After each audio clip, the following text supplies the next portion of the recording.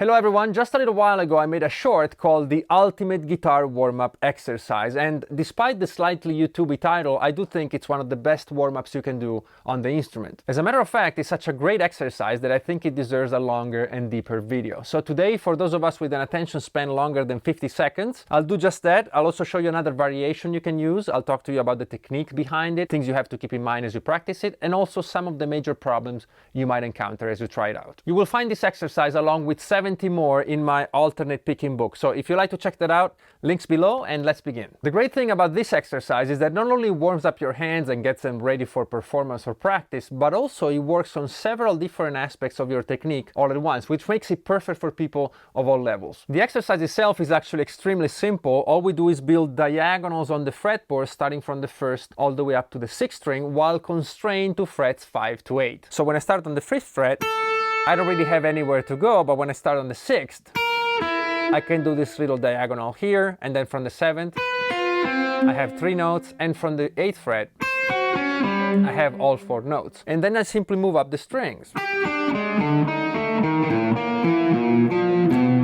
Eventually, I run out of frets and strings, and I simply work my way back. Of course, I have tablatures for you in just a second. The fact that these diagonals are spread out across the strings makes for a great workout for your right hand, but you have to always alternate with your pick. So if my first note is a downstroke, the next will be up, then down, up, down, up, down, up, down, up, and so on. It doesn't matter where your fingers fall, what string, what fret, always alternate downstrokes and upstrokes. The other rule I would like you to follow is to have each finger correspond to 1 fret and 1 fret only. So I would like you to have your index finger on the 5th fret, the middle finger on the 6th, the ring finger on the 7th, and the pinky on the 8th. You will be tempted to make up your own fingerings as you struggle through this exercise, but try to stick to this rule. We want to work all fingers equally. And with these few pointers in mind, let me show you the exercise from close up. I will play fairly slowly so you can play along with me if you like to.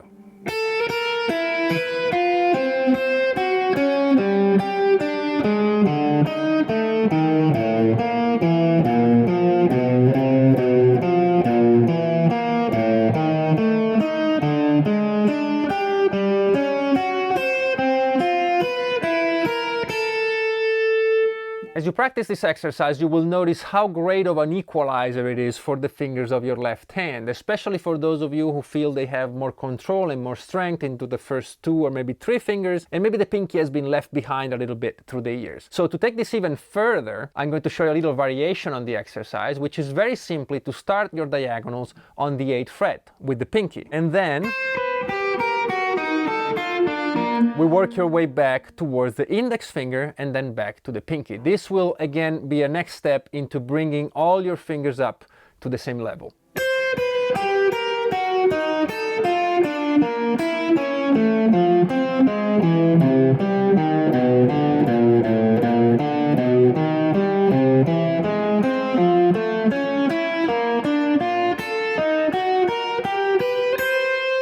Before we go, let me warn you of a couple of common problems people have as they try out this exercise. The first being that they simply move around too much with their left hand. As you struggle with the diagonals, you might be tempted to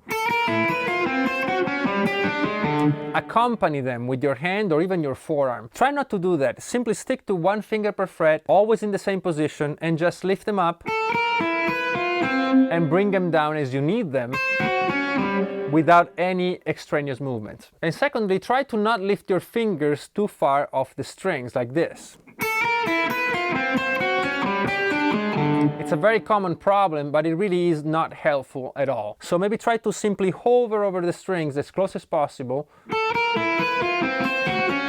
in a much more relaxed way. You might have to slow it down a bit in the beginning, but certainly this is the way to go. And there you have it, one of the best guitar warm-up exercises. As always, if you're on my Patreon, you'll be able to download all the tabs and graphics from this video in PDF. And if you learn new things from this channel and you would like to help me make more, certainly check that out below. There's also the books and a whole bunch of cool music you can listen to. But beyond all that, thank you for always being there, for always trying to become better musicians and guitar players, and for the great community you created around this channel. I don't deserve you, but I'm certainly happy you're there. See you in the next one.